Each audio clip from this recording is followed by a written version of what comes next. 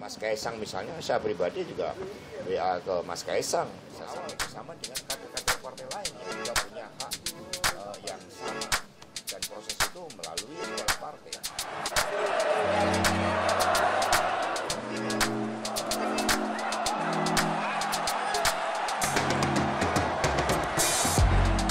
Partai itu kami ajarkan best practices di dalam tata kelola pemerintahan. Jadi anggota partai ini harus sukarela. Artinya meluruhkan diri pada kepentingan partai yang lebih besar. Kemudian mengikuti proses pendidikan politik dan kaderisasi. Setelah pendidikan politik kaderisasi, kemudian kita ada penugasan. Apakah yang bersangkutan termasuk Mas Kaisang misalnya akan mendapatkan tugas sebagai calon kepala daerah atau kemudian tugas di calon anggota legislatif. Itu versi yang pertama. Yang kedua, dalam satu keluarga itu berasal dari satu partai politik yang sama. Kami punya regulasi, tidak boleh satu keluarga partainya kemudian berbeda-beda.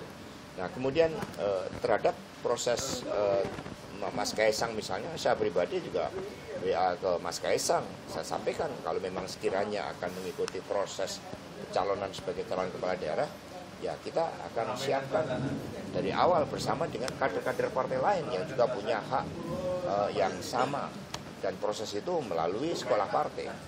Ya, sehingga tanpa melalui sekolah partai, kami memang tidak bisa seseorang dicalonkan.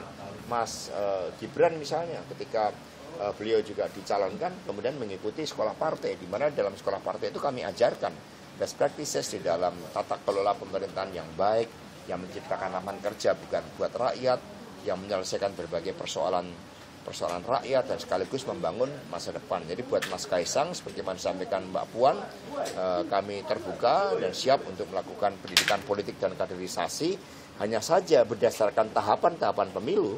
Untuk menjadi calon kepala daerah itu nanti setelah pemilu legislatif dan pemilu presiden.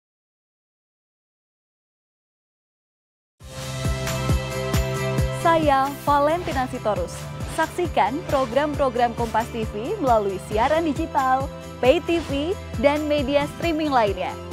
Kompas TV, independen, terpercaya.